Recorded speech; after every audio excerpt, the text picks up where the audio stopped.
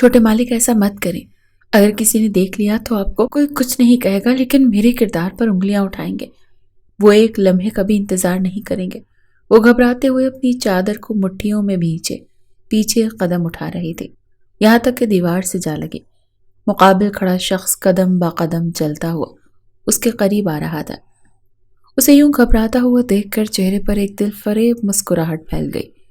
کہنے لگا، اچھا، چھوٹے مالک کی پسند پر کوئی انگلی اٹھا کر تو دیکھے۔ انگلی کے ساتھ ساتھ پورا ہاتھ نہ کاٹ دیا تو میرا نام بھی ارسل شاہ نہیں۔ اتنا کہہ کر ارسل شاہ آگے بڑھا اور اپنے دونوں ہاتھ دیوار پر ٹکا دیے۔ وہ معصوم سی لڑکی ارسل شاہ کی قید میں پھڑ پھڑا رہی تھی۔ چہرہ بالکل سرخ ہو چکا تھا، بلکہ لرز رہی تھی، لب کپ کپا رہے تھے۔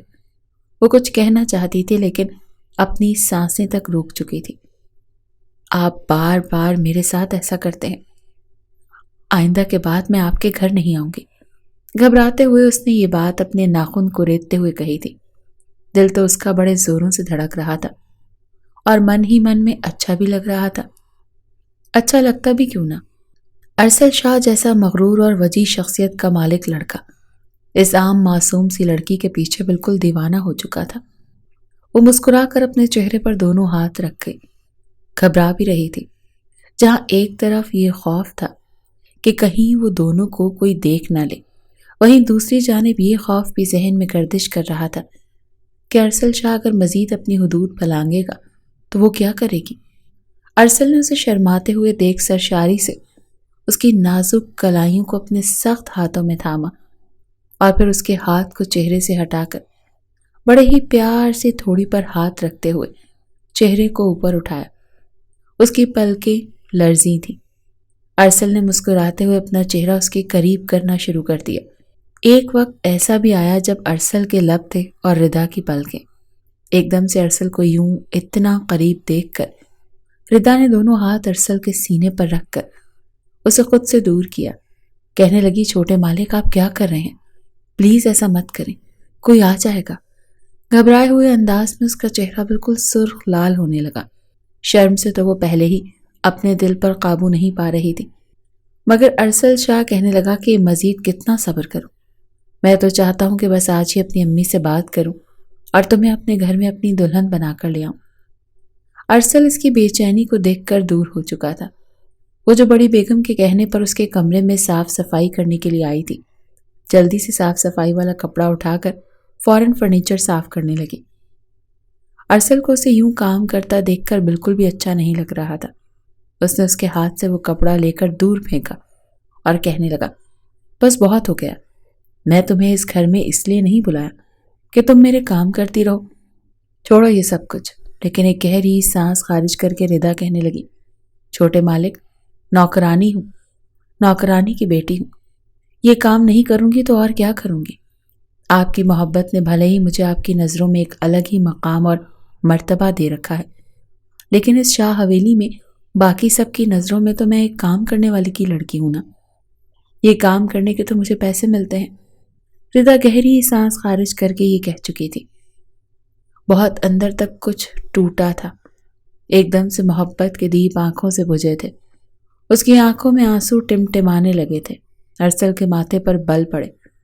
ردا کا رخ اپنی طرف کر کے کہنے لگا، بالکل نہیں، تم ارسل شاہ کی محبت ہو اور ارسل شاہ ایک مرتبہ جسے اپنا دل دے دے پھر وہ حیثیت اور ذات نہیں دیکھا کرتا، بلکہ ارسل شاہ کے دل میں اپنا مقام دیکھ کر ہی خود کو خوش نصیب سمجھتے ہیں۔ اگر تم نے ایسی باتیں کی تو میں ابھی جا کر بڑی بیگم کو کہہ دوں گا کہ میں ردا سے محبت کرتا ہوں اور اسی سے شادی کروں گا۔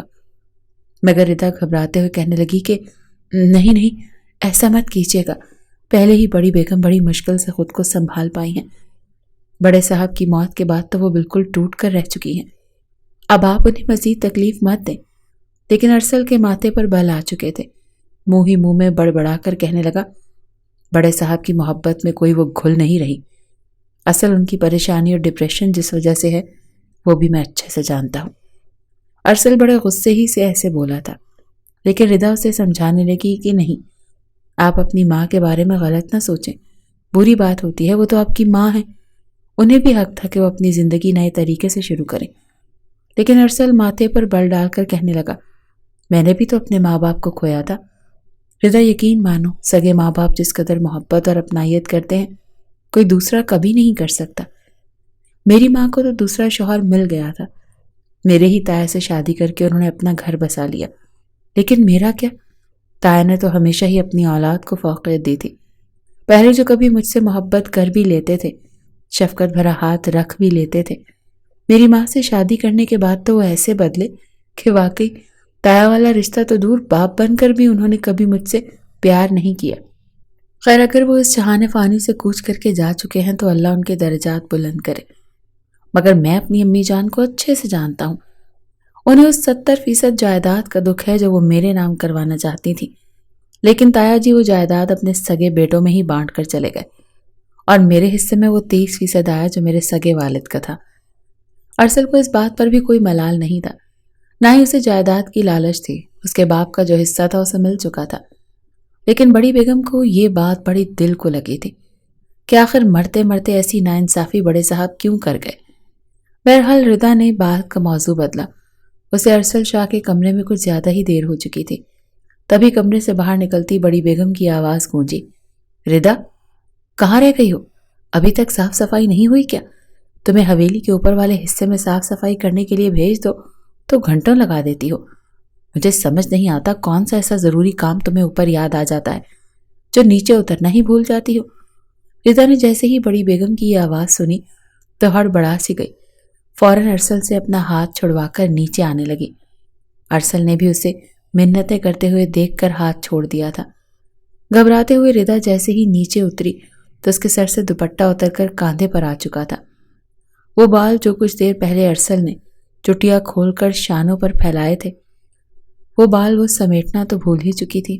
بڑی بیگم نے جب اس کے تیور دیکھے تو ماتھے پر وسوسوں کی لکیریں نمودار ہونے لگی۔ ردا ان کے پاس گھبرائے ہوئے انداز میں کھڑی ہو کر کہنے لگی، جی جی بڑی بیگم، بتائیے کیا کام ہے؟ مگر وہ اسے سر سے پیر تک دیکھ کر گھورنے کے بعد کہنے لگی، یہاں قریب آؤ میرے۔ ردا گھبراتے ہوئے 2 قدم مزید قریب آئی۔ بڑی بیگم اپنی جگہ سے اٹھی اور ردا کے قریب آ کر اسے دیکھنے لگی۔ ردا یوں تھی جیسے اس کے جسم سے روح جدا ہو رہی ہو۔ پھر جو بات بڑی بیگم نے ردا سے کی تو اس کے 14 طبق روشن ہو گئے۔ بڑی بیگم سخت لہجے میں سرگوشی نما انداز میں کہنے لگی، تمہارے وجود سے مجھے ارسل شاہ کی خوشبو کیوں آ رہی ہے؟ اس کی آنکھوں کے آگے ایک دم اندھیرا سا آ کر گزر گیا۔ ایک لمحے میں اس کے ذہن میں کئی طرح کے خیالات آ کر گزر گئے۔ کہیں بڑی بیگم کو شک تو نہیں ہو گیا تھا؟ ارسل شاہ کو تو کوئی کچھ کہنے والا نہیں تھا، ساری انگلیاں اسی پر اٹھنے والی تھی۔ گھبراتے ہوئے اس سے پہلے کہ وہ کچھ بولتی، بڑی بیگم کہنے لگی، تم ارسل شاہ کے کمرے میں جا کر اس کے پرفیومز استعمال کرتی ہو؟ بڑی بیگم کو کیا پتا کہ وہ صرف ارسل کا پرفیوم نہیں بلکہ وہ تو پورے ارسل شاہ کو ہی اپنی مٹھی میں کر چکی تھی۔ وہ نفی میں سر ہلانے لگی کہ نہیں، وہ بس میں ڈریسنگ ٹیبل کی صفائی کر رہی تھی تو پرفیوم میرے ہاتھ پر لگ گیا، یہی بہانہ تھا جو وہ بنا سکتی تھی۔ لیکن بڑی بیگم نے غصہ کرتے ہوئے کہا، دوبارہ اگر تم مجھے یوں بال کھولے سجی ارسل شاہ کے سامنے دکھائی دی تو پھر دیکھنا، تم جیسی لڑکیوں کو میں اچھے سے جانتی ہوں، مگر میں اپنے ارسل کے مزاج سے بھی واقف ہوں۔ تم جیسی لڑکیوں کو تو وہ نظر بھر کے بھی دیکھنا پسند نہ کرے۔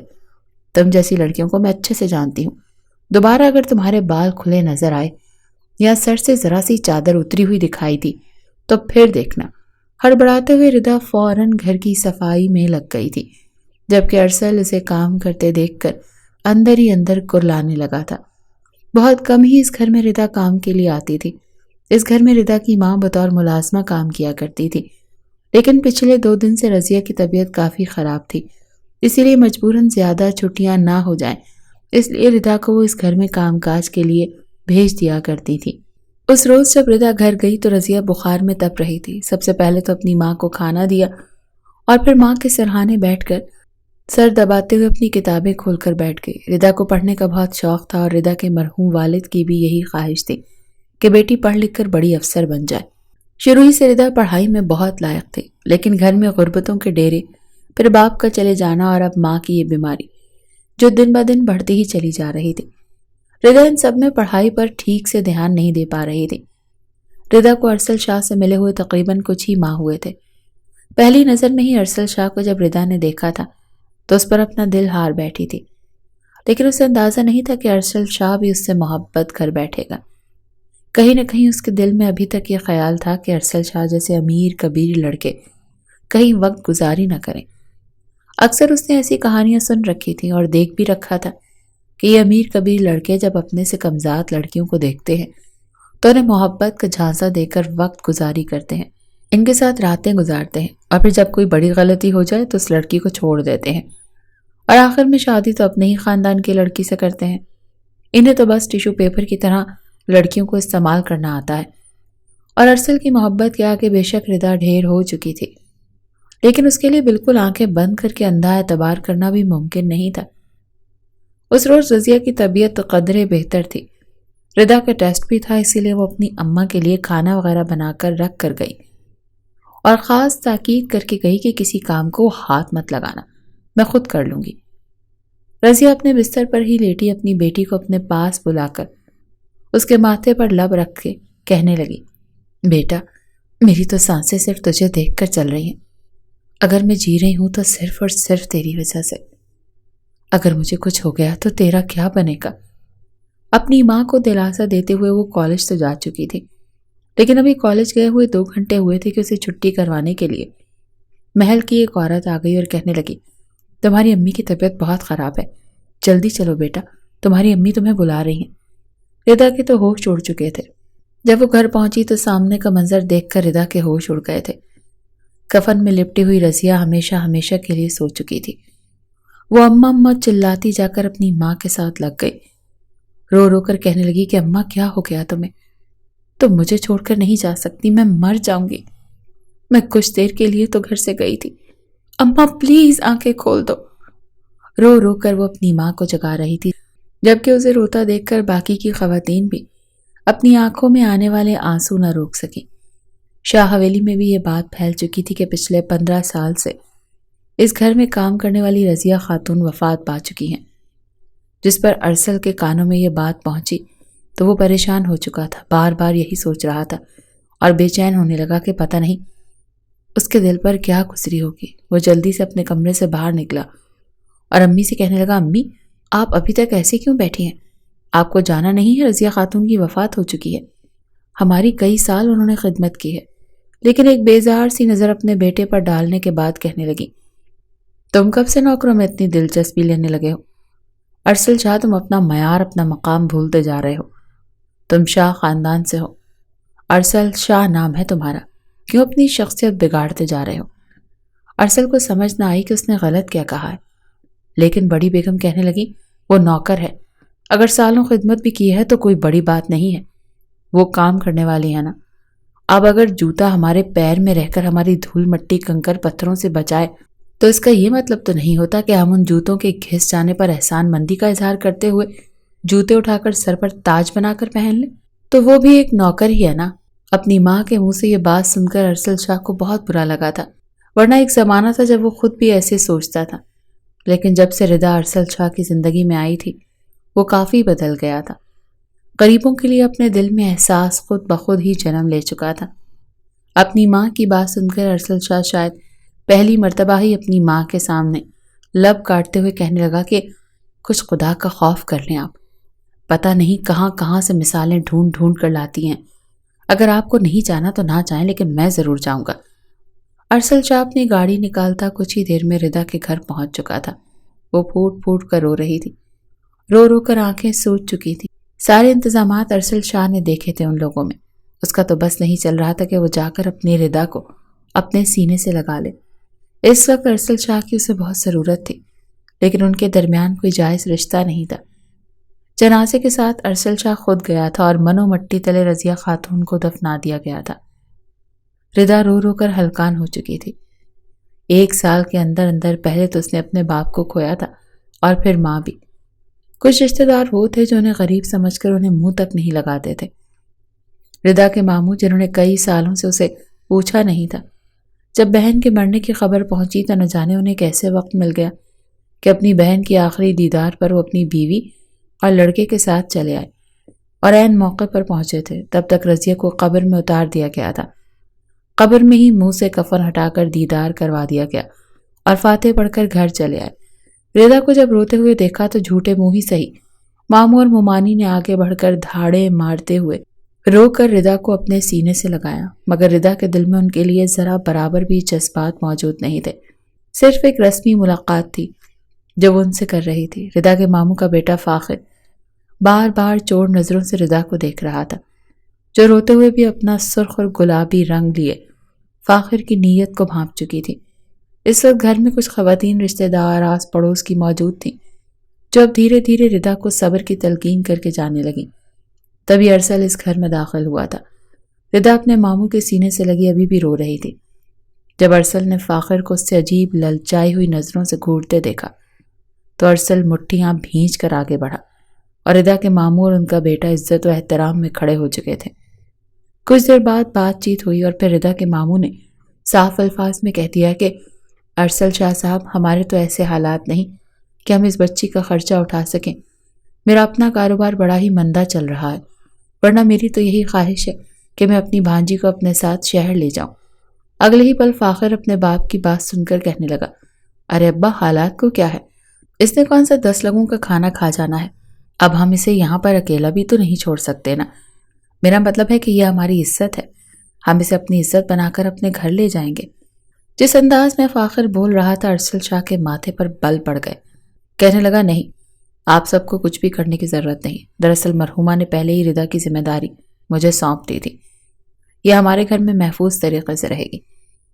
فاخر کا تو چہرہ اتر گیا، مگر مسکرا کر خوشی خوشی رضا کے ماموں کہنے لگے، یہ تو بہت اچھا ہو گیا، آپ کے گھر میں تو ہماری بھانجی محفوظ رہے گی۔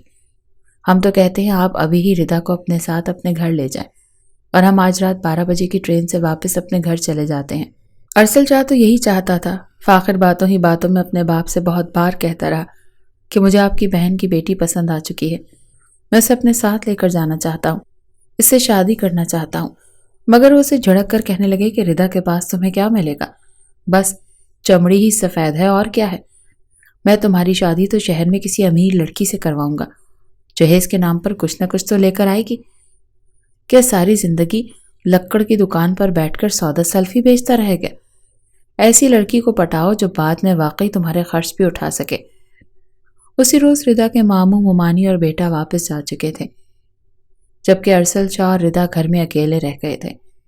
رضا ابھی بھی پھوٹ پھوٹ کر رو رہی تھی، اپنی ماں اور باپ کی تصویر کو سینے سے لگائے آنسو بہا رہی تھی۔ ارسل شاہ اس کے پاس زمین پر بیٹھ گیا اور اس کے سر پر ہاتھ پھیرتے ہوئے کہنے لگا، فکر مت کرو، میں تمہارے ساتھ موجود ہوں، رونا بس کر دو، میں تمہاری آنکھوں میں آنسو نہیں دیکھ سکتا۔ دیکھنا، میں تمہیں اتنی خوشیاں دوں گا کہ تم سارے غم بھول جاؤ گی، اور یقیناً تمہارے ماں باپ کی روح کو بھی سکون پہنچے گا۔ رضا روتے ہوئے اپنے ماں باپ کی باتیں کرتی رہی تھی۔ یوں اب اس کے گھر میں اکیلے رہنا بھی مناسب نہیں تھا۔ ارسل شاہ نے رضا کو اپنا سامان پیک کرنے کو کہا اور اسے اپنے ساتھ شاہ حویلی میں لے آیا۔ رات کے 11 بج چکے تھے جب بڑی بیگم لاؤنج میں ٹہلتی ہوئی بار بار ارسل کو فون کر رہی تھی، مگر وہ انہیں مکمل طور پر جیسے نظر انداز ہی کر چکا تھا۔ کچھ دیر بعد جب حویلی میں ارسل شاہ کی گاڑی داخل ہوئی تو بڑی بیگم کو کچھ سکون ہوا۔ پہلے ہی بار بار ذہن میں وہ منظر گردش کر رہا تھا جب انہوں نے رضا کو کھلے بالوں کے ساتھ ارسل کے کمرے سے نکلتے ہوئے دیکھا تھا۔ ذہن میں پہلے ہی وسوسے گردش کر رہے تھے، لیکن ان وسوسوں پر مہر تب لگی جب اپنے سامان کا بیگ اٹھائے رضا اس گھر میں داخل ہوئی۔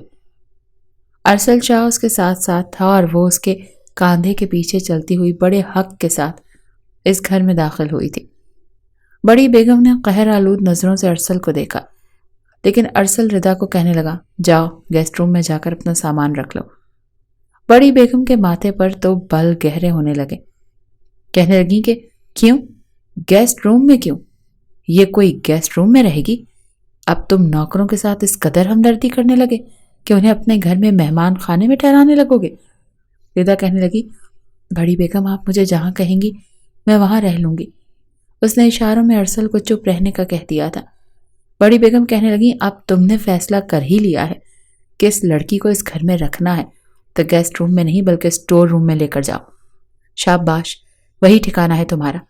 رضا چپ چاپ اپنا سامان لے کر اسٹور روم میں جا چکی تھی، جہاں پر ایک پرانی سی چارپائی اور کچھ پرانا سامان پڑا ہوا تھا۔ وہاں پر بیٹھ کر وہ ایک مرتبہ پھر اپنی ماں کو یاد کر کے آنسو بہانے لگی۔ اسے خوشی تھی کہ ارسل شاہ ہے، لیکن بڑی بیگم کے تیور اسے کچھ اچھے نہیں لگ رہے تھے۔ ردا کے کمرے میں جاتے ہی بڑی بیگم پھٹ پڑی، کہنے لگی یہ کیا حرکت ہے ارسل، تم آدھی رات کو اس لڑکی کے ساتھ موجود ہو؟ ارے وہ ایک نوکرانی ہے، کیا اس کے سارے رشتہ دار مر گئے تھے جو تم اسے اٹھا کر گھر لے کر آ گئے ہو؟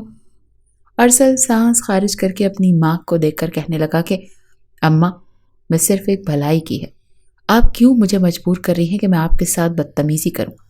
پہلے ہی آپ نے میرے ساتھ بے حد حق تلفیاں کی ہیں، میں آپ کے حکم کا پابند نہیں ہوں، اس گھر کا وارث ہوں، میں جو چاہوں گا کر سکتا ہوں، اور یہ لڑکی آج کے بعد اسی گھر میں رہے گی، اسٹور روم میں نہیں بلکہ گیسٹ روم میں۔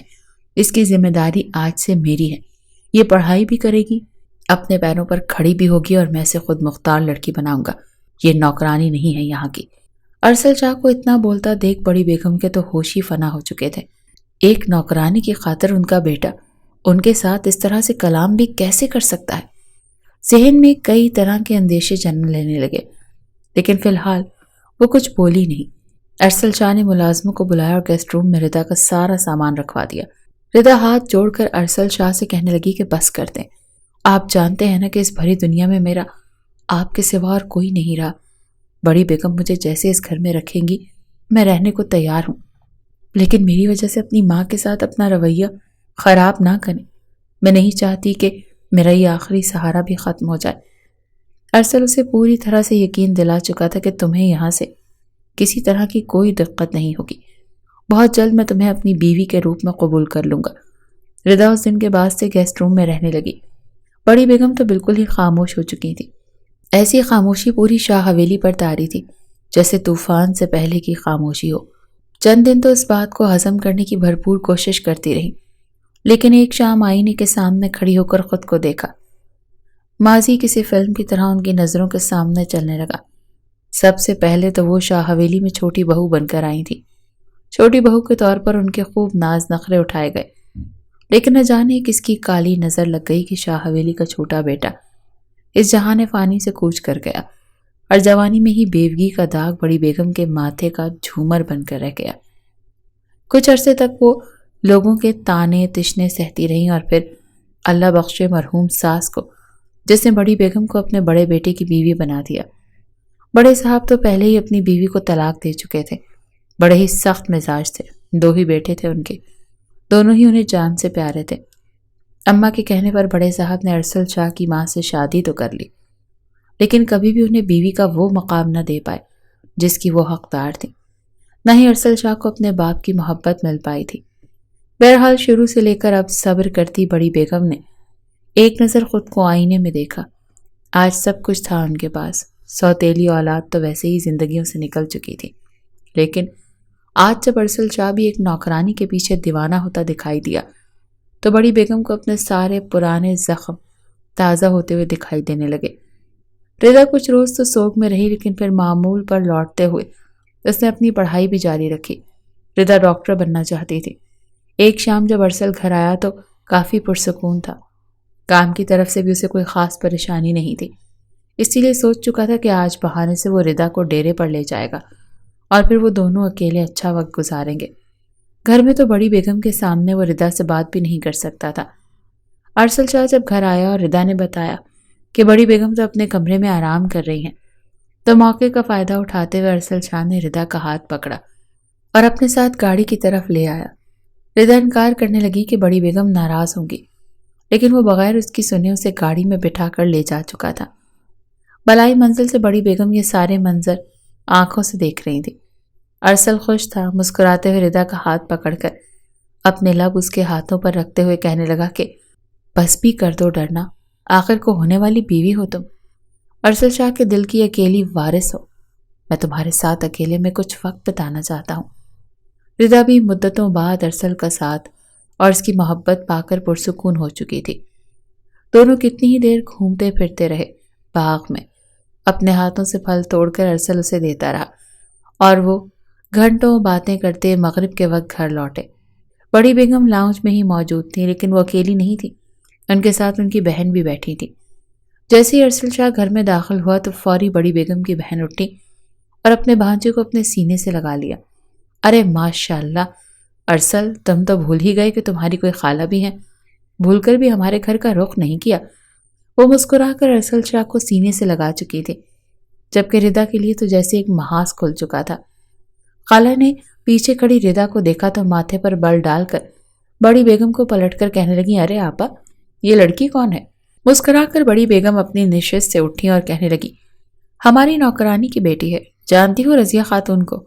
10-15 سالوں سے مرحومہ ہمارے گھر میں کام کیا کرتی تھی، یاد ہے جب پچھلی دفعہ تم آئی تھی دعوت پر ہمارے ہاں اور تمہارے جوتوں پر اس نے جوس گرا دیا تھا، اپنی چادر سے تمہارے جوتے صاف کیے تھے اس نے، اور کیسے ایک تابعدار اور خاندانی ملازمہ بن کر اس نے کہا تھا، ہم ٹہرے کمزاد کمین اور آپ شاہ خاندان، ہمارے مائی باپ، ہماری تو یہ عزت آپ کے جوتوں کے برابر ہے، یاد ہے نا تمہیں؟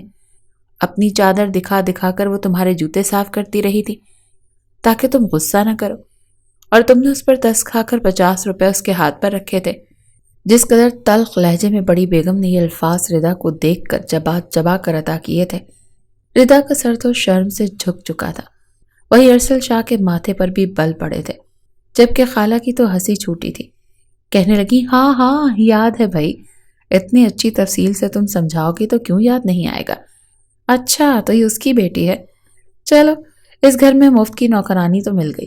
ردا جو کچھ دیر پہلے ارسل شاہ کے ساتھ وقت گزار کر خود کو بے حد بلند محسوس کر رہی تھی، یہ باتیں سن کر وہاں سے بھاگتے ہوئے سیدھا گیسٹ روم میں چلی گئی اور پھوٹ پھوٹ کر رونے لگی۔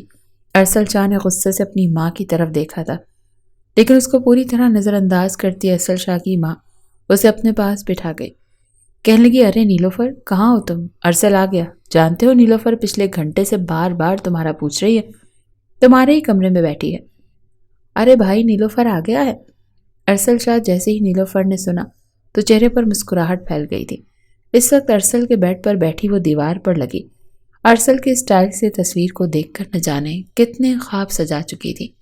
فوراً تتلی کی طرح اڑتی وہ سیڑھیاں اترتی ارسل کے سامنے آ کر کھڑی ہوئی اور اگلی ہی پل ارسل کو دیکھ کر اپنا ہاتھ آگے بڑھا دیا۔ ہیلو ارسل، کہاں چلے گئے تھے آپ؟ جانتے ہیں دبئی جانے کے بعد سب سے زیادہ میں نے آپ کو ہی مس کیا تھا۔ ارسل اپنے بچپن کی دوست اور کزن کو دیکھ کر خوش ہو چکا تھا، کافی سالوں بعد اس کی ملاقات ہو رہی تھی۔ وہی خالہ اور کزن کے ساتھ بیٹھ کر باتیں کرنے لگا، جبکہ کمرے میں بیٹھی ردا کتنی ہی دیر بیٹھ کر روتی رہی۔ کچھ دیر بعد بڑی بیگم کے کہنے پر کچن میں وہ ان کے لیے کھانا بنانے لگی۔ اصل ہوش تو اس کے اس وقت اڑے جب بڑی بیگم نے سب کے سامنے کہہ دیا کہ ارسل، میں تمہارا رشتہ نیلوفر سے طے کر چکی ہوں۔ جانتے ہو نا نیلوفر تمہارے بچپن کی مانگ ہے۔ جہاں ارسل کے چہرے کا رنگ اڑا تھا وہیں ردا جو ڈائننگ ٹیبل پر کھانا لگا رہی تھی، اس کے چہرے کی بھی ہوائیاں اڑی تھی۔ اسے لگا جیسے وہ وہیں چکرا کر گر جائے گی۔ ارسل سب کے سامنے کچھ کہہ تو نہیں سکتا تھا، وہاں سے اٹھ کر سیدھا اپنے کمرے میں چلا گیا۔ غصے سے اس نے اپنے کمرے کا دروازہ بند کیا، جبکہ بڑی بیگم اپنی بہن سے کہنے لگی، ارے شرما گیا ہے ذرا، نیلوفر تو میرے بچے کے لیے بالکل پرفیکٹ لڑکی ہے، دونوں خاندانی ہیں، میں تو بس نیلوفر کو ہی اپنی بہو بناؤں گی۔ ارسل تو کسی طرح اپنا غصہ کنٹرول کر رہا تھا، جبکہ ردا یہ تانے تشنے کتنی ہی دیر سنتی رہی۔ اس رات کھانا کھانے کے بعد نیلوفر اپنی ماں کے ساتھ اس گھر سے تو جا چکی تھی، لیکن ساری رات سو نہ سکی۔ رہ رہ کر اسے یہ خیال آ رہا تھا کہ کیا ارسل سچ میں نیلوفر کا منگیتر ہے؟ بچپن سے اگر ان کی منگنی طے تھی تو ارسل نے اس کے ساتھ یہ ڈرامہ کیوں رچایا؟ اسے حقیقت سے آگاہ کیوں نہیں کیا؟ ردا کو اپنی اگلی زندگی بالکل اندھیرے جیسی لگ رہی تھی۔ وہ یہ دعا کرنے لگی کہ کاش ماں کے ساتھ وہ بھی اس دنیا سے چل بستی۔ اگلی صبح ہوتے ہی ارسل نے صاف الفاظ میں کہہ دیا کہ میں نیلوفر سے شادی نہیں کرنا چاہتا، میں اپنی مرضی سے شادی کروں گا، اور آئندہ آپ میرے سامنے نیلوفر کا نام نہیں لیں گی۔ بڑی بیگم اس کی آنکھوں میں ردا کے لیے ایک محبت کے جذبے کو تو دیکھ چکی تھی۔ اس سب میں جب ارسل کام کے لیے گھر سے باہر گیا تو وہ سیدھا گیسٹ روم میں چلی آئی، جہاں پر ردا اپنے سامنے کتابیں پھیلائے بیٹھی تھی۔ ایک قہر بھری نظر ردا پر ڈال کر کہنے لگی، ویسے کتنے احسان فراموش ہو تمہارے ماں باپ ساری زندگی ہمارے ٹکڑوں پر پلتے رہے، ہمارے پیروں سے نظر اٹھا کر انہوں نے کبھی ہمارے چہروں پر نہیں ڈالی، اور تم نے تو سیدھا اس خاندان کے وارث کو ہی اپنی مٹھی میں لے لیا۔ چاہتی کیا ہو تم؟ کتنے پیسے چاہیے؟ اس دھن دولت کے لیے اپنا ایمان، اپنے ماں باپ کی غیرت بیچ دی؟ ردا نفی میں سر ہلانے لگی کہ نہیں، ایسا کچھ بھی نہیں ہے، آپ غلط سوچ رہی ہیں۔ لیکن آگے بڑھ کر بڑی بیگم اسے بالوں سے پکڑ کر اپنے سامنے کر گئی۔ زبان بند، جب بڑی بیگم بولتی ہے تو صرف انہیں سنا جاتا ہے۔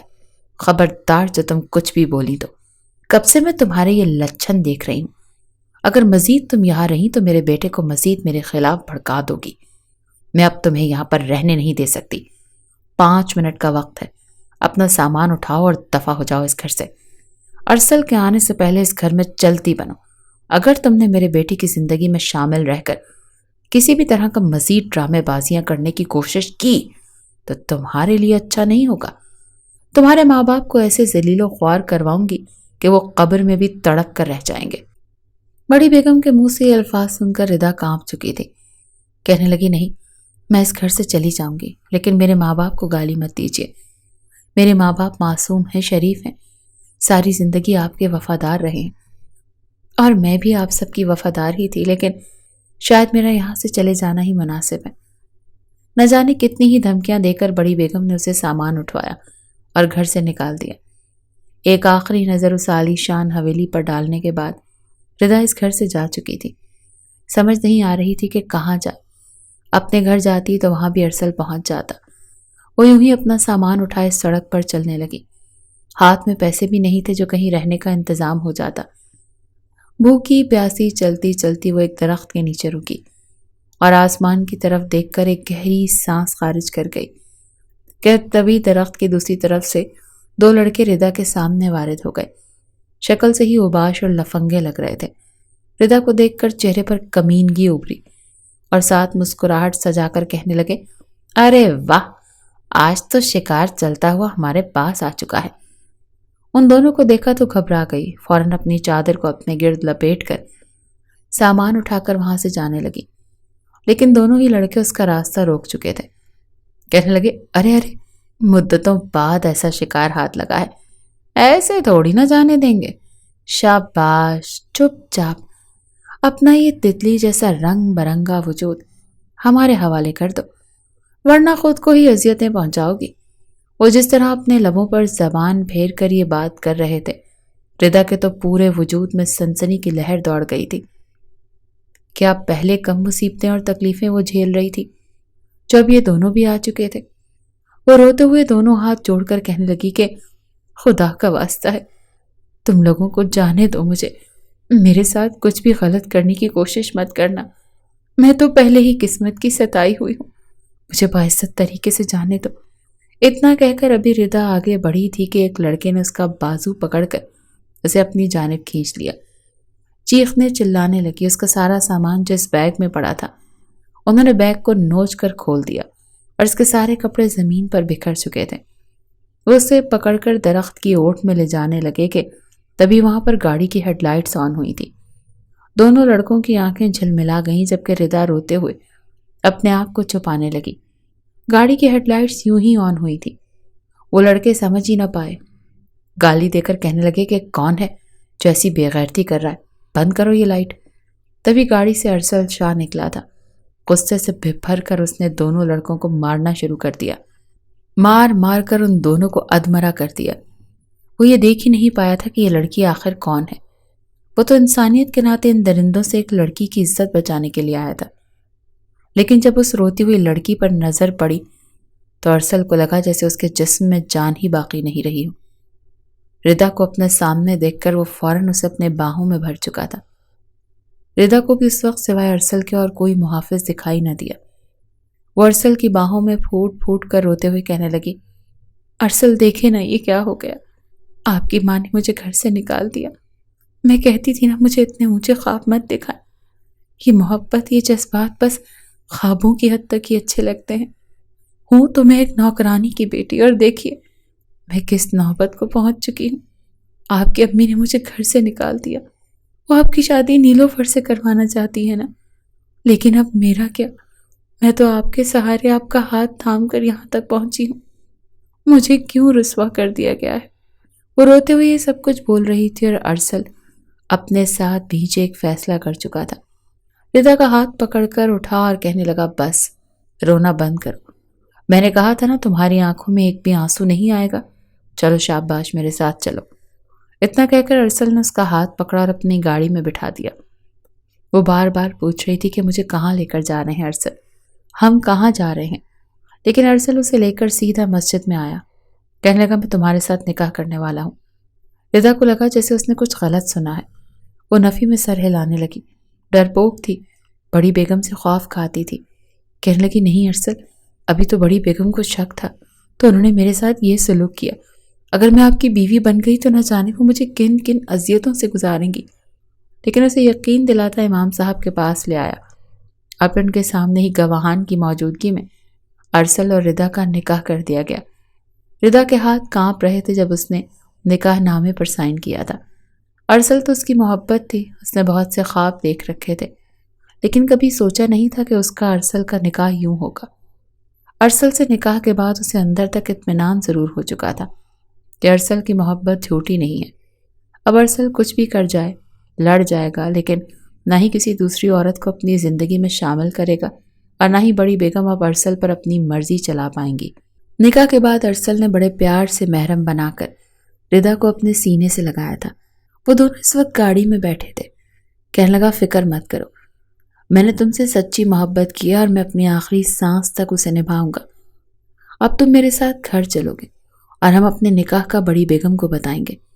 انہیں ہر حال میں اس رشتے کو ماننا پڑے گا، ورنہ انہیں چھوڑ کر الگ گھر میں شفٹ ہو جاؤں گا۔ رضا آنے والے وقت کے لیے خود کو تیار کر رہی تھی کہ تبھی بڑی بیگم کی کال آنے لگی۔ بڑی بیگم غصے میں بھری ہوئی تھی جب ارسل نے بتایا کہ وہ رضا کو لے کر گھر آ رہا ہے۔ تو ان کا بلڈ پریشر اس قدر ہائی ہوا کہ دماغ کی نس پھٹ گئی۔ ابھی تو صرف رضا کو ارسل کے ساتھ سن کر ان کا یہ حال ہو چکا تھا کہ اگر انہیں یہ پتہ چل جاتا کہ ان کا بیٹا نوکرانی کی بیٹی سے شادی کر چکا ہے تو شاید سیدھا ہارٹ اٹیک ہی آ جاتا۔ جب رضا اور ارسل گھر پہنچے تو گھر میں پہلے ہی کوہرام مچا ہوا تھا۔ ساری ملازمائیں بڑی بیگم کے آس پاس اکٹھی تھیں، ان کے ہاتھ پاؤں کا مساج کر رہی تھی۔ فوراً ارسل اپنی ماں کو ہاسپٹل لے کر گیا، جہاں پر ڈاکٹر نے بتایا کہ ان کا نروس بریک ہوا ہے، معجزاتی طور پر بچ چکے ہیں، لیکن انہیں کسی بھی طرح کی کوئی ٹینشن نہیں دینی۔ رضا تو پہلے ہی کہہ چکی تھی کہ ہم اپنی شادی کے بارے میں انہیں ابھی نہیں بتائیں گے۔ ڈاکٹر نے کہا کہ اگر انہیں کسی بھی طرح کی ٹینشن دی گئی تو ان کی جان کو خطرہ ہو سکتا ہے، انہیں خوش رکھا جائے۔ ارسل اپنی ماں کو اس حالت میں دیکھ کر اندر تک ٹوٹ چکا تھا۔ جب بڑی بیگم کی آنکھ کھلی تو ارسل ان کے پاس ہی بیٹھا تھا اور ان کا ہاتھ پکڑے ہوئے رو رہا تھا۔ وہ بڑے پیار سے اپنے بیٹے کے چہرے پر ہاتھ پھیر کر کہنے لگی کہ بیٹا، تمہاری ماں نے زندگی میں بہت کچھ کھویا ہے۔ ایک وقت ایسا بھی آیا جب لوگوں نے تمہاری ماں کو نحوست ماری منحوس کہنا شروع کر دیا تھا۔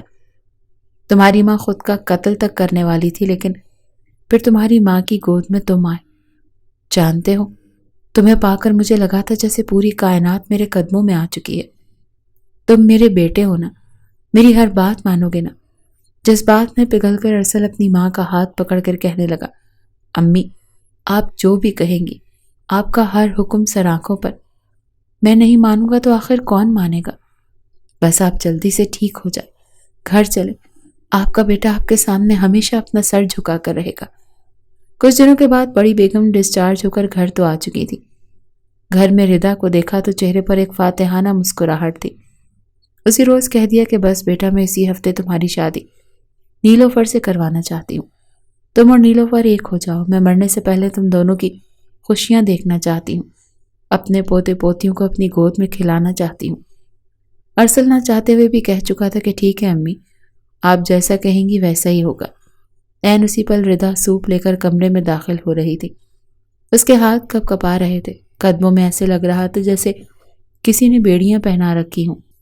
اپنے ہاتھوں سے وہ بڑی بیگم کو سوپ پلا رہی تھی اور وہ مسکرا کر اپنے بیٹے سے کہہ رہی تھی کہ تمہاری مہندی کا فنکشن اسی گھر میں کیا جائے گا، بارات فلاں مارکی بک کروائیں گے اور ولیمے میں پورے گاؤں کو دعوت دیں گے، سب کو پتہ چلے کہ ارسل شاہ کی شادی ہے۔ اور ہاں، تمہارے وہ سوتیلے بھائی، انہوں نے تو ہم سے رشتے ناطے توڑ دیے ہیں، لیکن پھر بھی رسمی طور پر ان سے بھی پوچھ لیں گے، اگر وہ آنا چاہیں تو چلے آئیں گے۔ ارسل سر جھکائے اپنے ماں کی ہر بات پر ہاں ہاں میں سر ہلا رہا تھا، جبکہ رضا تھا بڑی مشکل سے ضبط کر کے یہ سب کچھ سنتی رہی۔ دل میں بہت سے خواب تھے جنہیں وہ دفن کر چکی تھی۔ کچن میں برتن دھوتی رہی تھی جب ارسل وہاں چلا آیا۔ جو ملازمہ وہاں پر موجود تھی اسے بڑی بیگم کی طرف بھیج دیا۔ کچھ فاصلے پر کھڑے ہو کر کہنے لگا، ردا، میں جانتا ہوں تمہیں یہ سن کر کافی تکلیف ہوئی ہوگی، لیکن اس وقت میں مجبور ہوں۔